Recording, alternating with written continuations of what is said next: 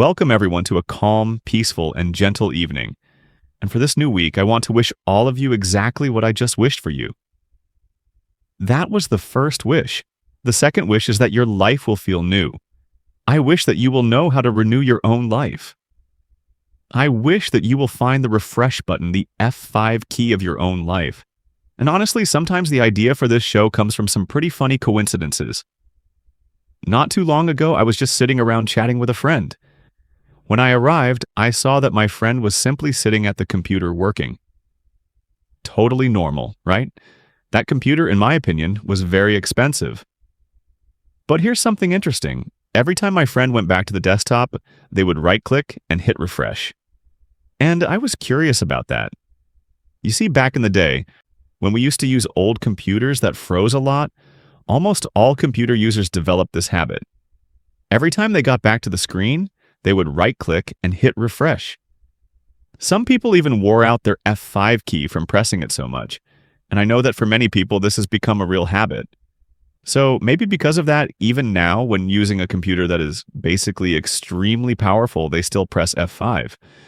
I even noticed that with that kind of design and that kind of brand, that machine could probably play games easily. It definitely had the power for that.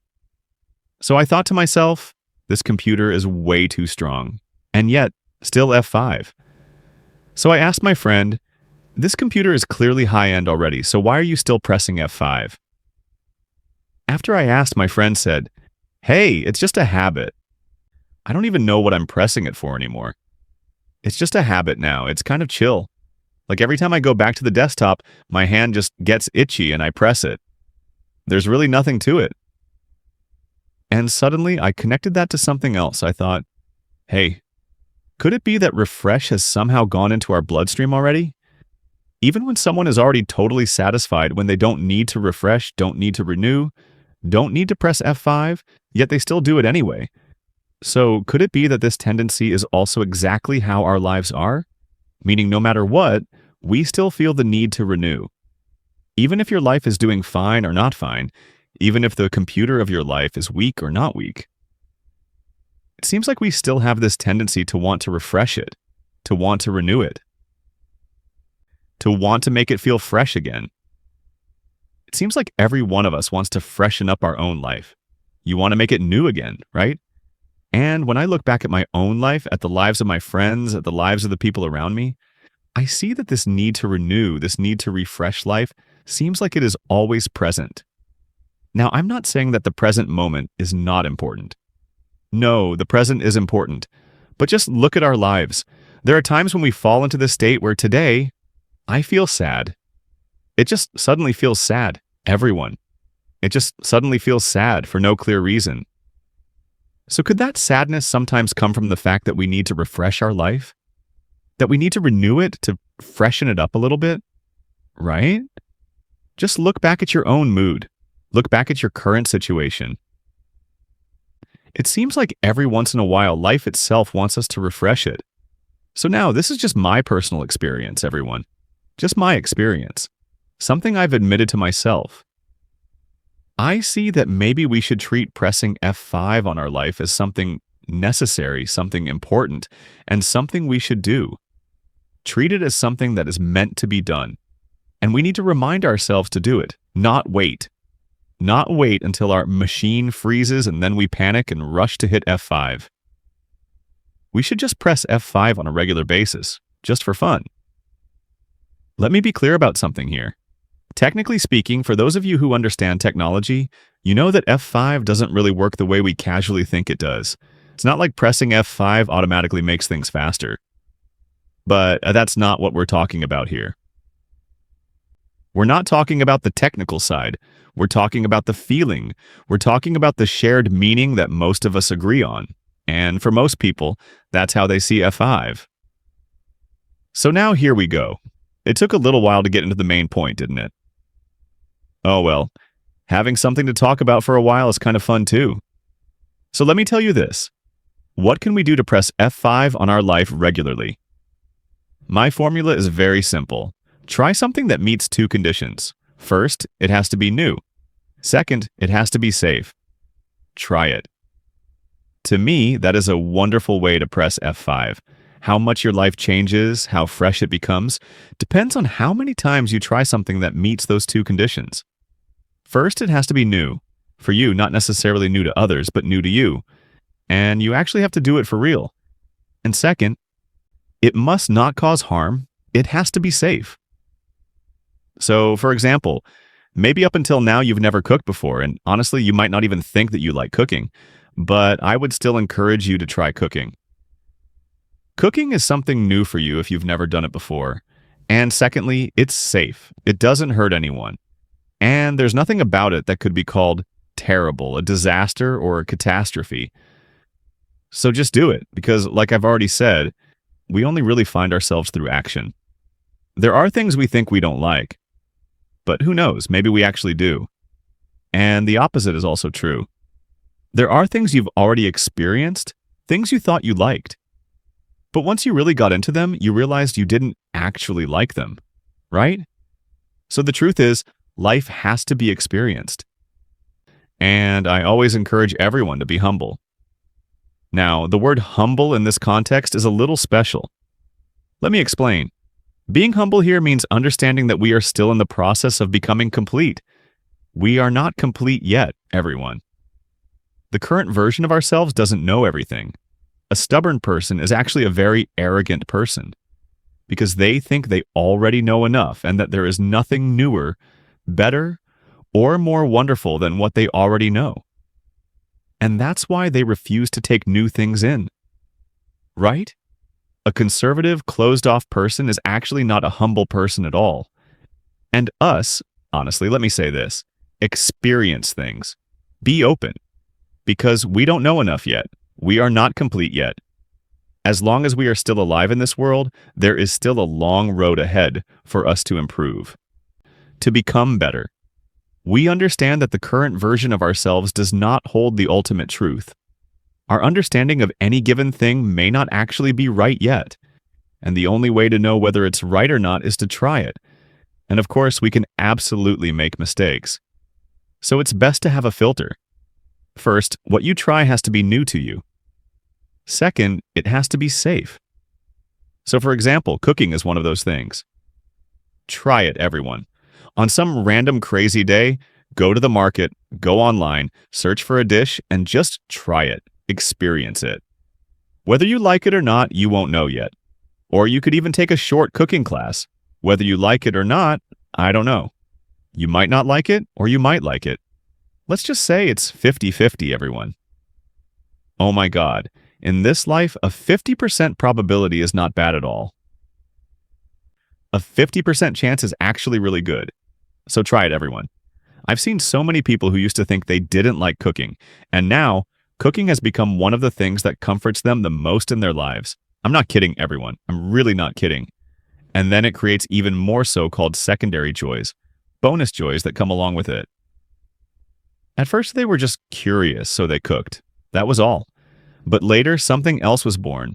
They discovered that they liked cooking for other people. So at first, their joy was cooking itself. But later, it became seeing other people eat their food and hearing them say it's delicious, that kind of thing. So clearly, the joy just keeps multiplying, multiplying. Everyone, it's really interesting. I'm not joking. So to sum it up, at this very moment, find an activity that is new to you and that is safe and do it. That is how you press F5 on your life, how you refresh it. So when we talk about this, we can see that life has so many materials for us to press F5 with, right? To renew ourselves. For example, those activities that people often mock and call healing trips. Actually, if you really understand these activities, they're not something that deserves to be mocked at all, honestly. Because when I look at the true nature of what people call healing, in the way it's commonly understood, it's really just a kind of travel. Here, I'm not talking about the true clinical meaning of healing as a therapeutic treatment. I'm not talking about that. I'm talking about the way the majority of people think about it. In reality, it's like going somewhere, usually closer to nature, and doing a few activities related to meditation. Some light spiritual practices, things close to that form. For example, the sound of a bell, for example, sounds, and things like that. That's the kind of activity people usually picture when they think about healing. And of course, there are also talks where people sit together, listen to each other, share with each other, things like that. You understand what kind of healing I'm talking about, the version people usually have in their heads. And honestly, I think this kind of activity is good. There's nothing wrong with it at all. When you go to a place closer to nature, near a stream, near a forest, I think that's very good. There's nothing wrong with forest bathing, especially if it's done at the right time. There's nothing wrong with sitting there, breathing in and breathing out, observing your breath, right? So really, I think if you need a sense of freshness, you can absolutely experience things like that. But up until now, I've only talked about half of it. The other half is it safe for you? Specifically here, safe in terms of finances, right? If you see a program that's too expensive, for example, too pricey, then just don't let it affect your life. But if you find another way, for instance, if you have a coworker who's from the countryside, from the mountains, from the coastal areas, then you can absolutely design your own healing program for yourself by saying, hey, next time you go back to your hometown, take me with you. There.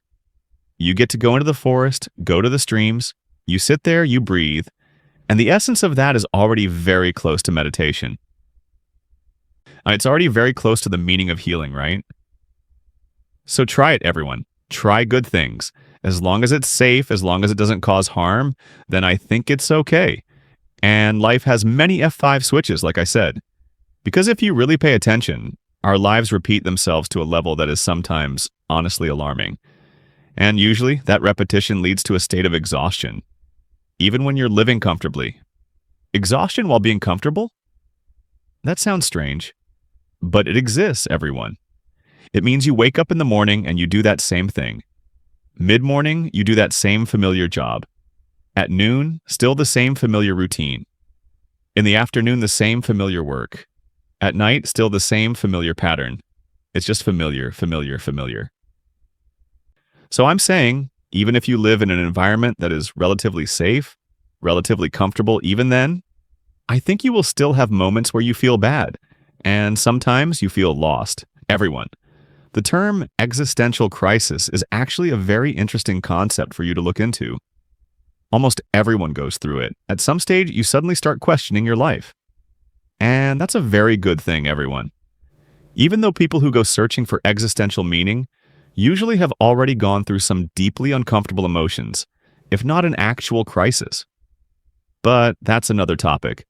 I'll talk about it another time. Right now, I just want to talk about one simple basic rule. If your life keeps repeating itself, then one day, or even on a regular cycle, you will start to feel relatively negative. So shift the rhythm. Refresh it. Maybe you don't like planting trees. Try planting trees, that's it. Maybe you don't like farming, but if possible, find a place where you can learn farming. You can even stay there and try doing agriculture for a few days just to see what it's actually like. Because the version of agriculture that you think you know, from videos, from books, from online images, is very different from the version where you actually hold the seeds or the plant in your hands and put it into the soil yourself. It's very different, everyone. Because in reality, what we see in content makes us think it's complete, but it's not. It only has sound and images. You don't have the sense of touch like you do in the real world. You don't know what the temperature actually feels like outside. How could you really feel the wind like you do outside? And especially, how could you ever experience presence the same way as when you are physically there in real life? Right? So honestly, let me add this right here. Because I see that, even myself and many of my friends still carry this mindset. I already watched it through video, so I think I pretty much know everything about it. And I say, no, you really don't know that much. Honestly, truly, the knowledge you have might only be slightly more than zero. It's still very far from actual real-life experience, everyone. So, to wrap up this talk, the one thing I want you to pay attention to in order to refresh your life is this. It has to be an experiential activity. Just like actually cooking, it is very different from sitting there watching cooking videos. They are completely two different worlds. One is a virtual world, and one is the real world. So remember this. I know this is the age of overwhelming video content, especially short videos.